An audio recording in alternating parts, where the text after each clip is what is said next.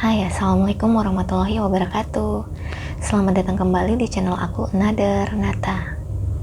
Gak terasa ya, kita udah masuk di bulan Nifus Saban, dan gak lama lagi kita bakalan bertemu dengan bulan suci Ramadan.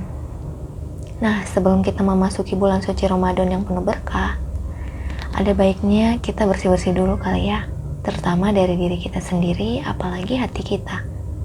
Seperti tema kali ini yang berkaitan dengan hati. Sebagai manusia, tentunya kita nggak lepas dari yang namanya penyakit, mau itu penyakit fisik ataupun mental. Nah, di antara penyakit-penyakit itu ada satu penyakit yang paling berbahaya. Mau tahu apa penyakit itu? Yuk, simak video selengkapnya.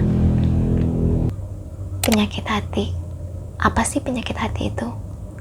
Dalam Islam, penyakit hati itu disebut dengan al-amrod al-qalbiyah, yang merujuk pada gangguan batin, sifat tercela, dan kotor jiwa yang merusak iman, amal ibadah, serta gangguan dengan Allah dan sesama manusia. Penyakit hati ini ada banyak macamnya, contohnya ujub atau berbangga diri, dan takabur atau sombong. Dua macam bentuk penyakit hati ini sering banget kita temuin di dalam diri manusia.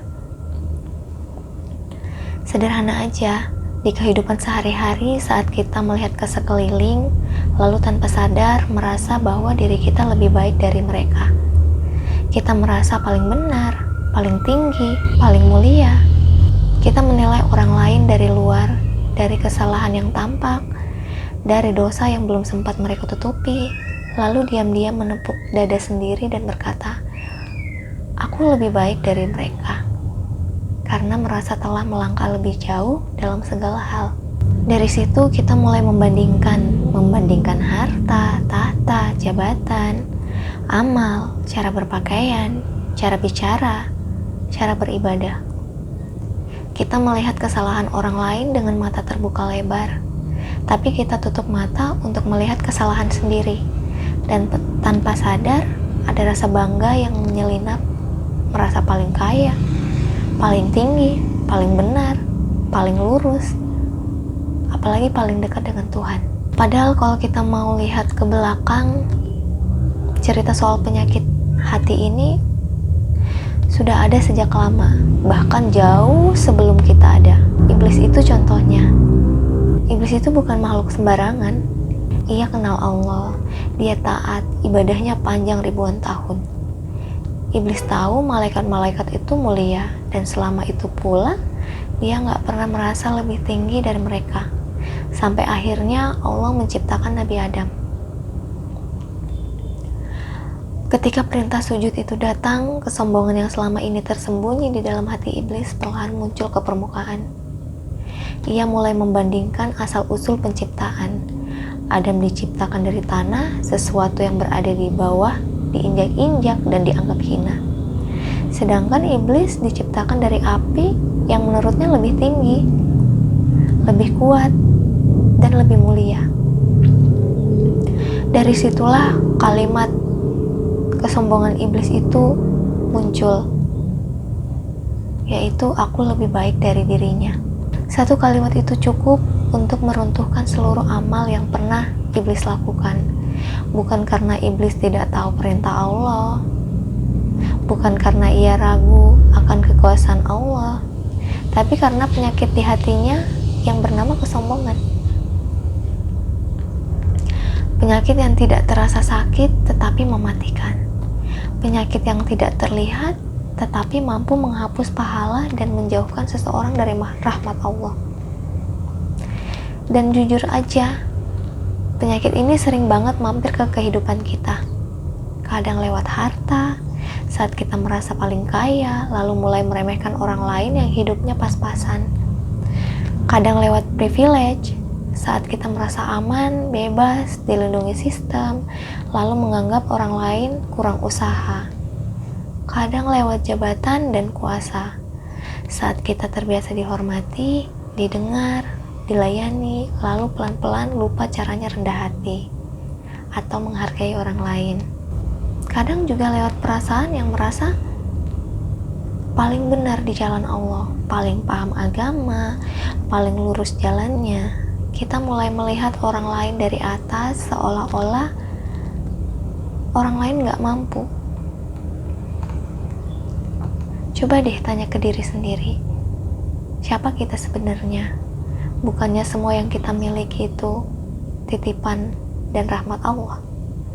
Bukannya kalau Allah menarik sedikit aja hidayahnya dari kita, kita bisa jatuh lebih dalam daripada mereka yang kita pandang rendah hari ini. Allah tidak melihat dan menilai kita dari banyaknya harta kita, tingginya jabatan kita, panjangnya daftar amal, atau indahnya kata-kata yang kita ucapkan. Allah itu melihat hati manusia, apakah dia bersih dan tunduk kepada Allah, atau justru meninggi karena merasa memiliki segalanya. Bisa jadi orang yang hari ini kita anggap paling hina, yang kita anggap gak punya apa-apa, justru lebih dekat sama Allah di sepertiga malam, memohon ampun dengan hati yang hancur. Bisa jadi doa-doanya lebih jujur, lebih tulus, dan lebih dicintai Allah daripada seluruh amal yang kita banggakan. Bisa jadi juga di saat kita merasa paling mapan, paling benar, paling lurus, paling memiliki segalanya, disitulah sebenarnya kita sedang berada di titik paling terendah.